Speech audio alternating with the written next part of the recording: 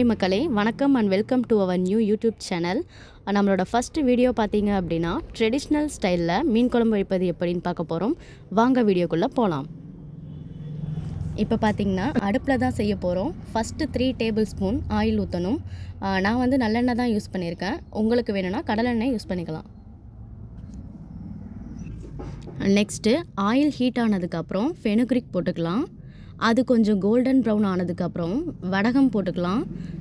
இந்த வடகம் வந்து நம்ம வீட்லேயே செஞ்சது. நெக்ஸ்ட்டு ஆனியன் கொஞ்சம் ப்ரௌன் ஆனதுக்கப்புறம் தக்காளி, பச்சை மிளகாய் இதெல்லாம் போட்டுக்கலாம். இப்போது ஆட் பண்ண பொருளெல்லாம் கொஞ்சம் வதங்கணும்.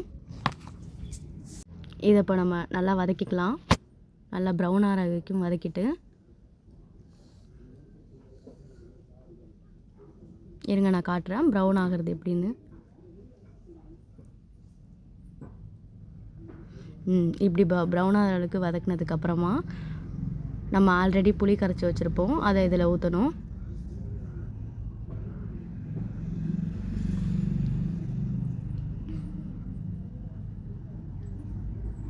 ஊற்றிட்டு இதை ஒரு 15 மினிட்ஸ் வர வரைக்கும் நல்லா கொதிக்க வைக்கணும். அப்புறம் மூடி வச்சிடணும். ஊற்றிட்டு மூடி வச்சதுக்கப்புறமா 15 மினிட்ஸ் நல்லா ஒரு 15 மினிட்ஸ் கொதிக்க வச்சதுக்கப்புறமா நம்ம வாஷ் பண்ணி வச்சுருக்க மீனை அதில் ஆட் பண்ண போகிறோம்.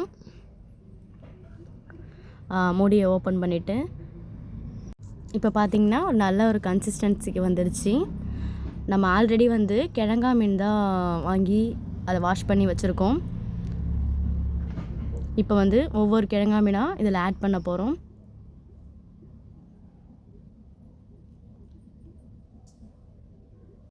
இப்போ வந்து நம்ம எல்லா மீனையும் ஒன்று ஒன்றா இதில் வந்து போட்டுருணும்.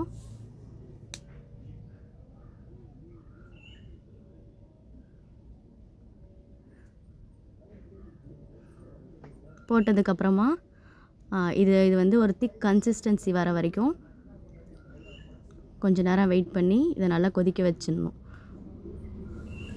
மூடி போட்டு. ஏன்னா அப்போ தான் இதில் நல்லா உப்பு காரம்லாம் ஏறும்.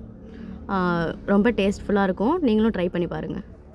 இப்போ பார்த்திங்கன்னா மீன் குழம்பு ரெடி ஆகிடுச்சு. நம்ம பிளேட்டிங் பார்த்துடலாம். இந்த மீன் குழம்பு ரொம்ப டேஸ்ட்டாக வந்திருக்கு. மறக்காமல் நீங்களும் வீட்டில் ட்ரை பண்ணி பாருங்கள். இந்த வீடியோ பிடிச்சிருந்துச்சுன்னா லைக் பண்ணுங்கள், ஷேர் பண்ணுங்கள் அண்ட் சப்ஸ்கிரைப் பண்ணுங்கள். தேங்க்ஸ் ஃபார் வாட்சிங் மக்களே.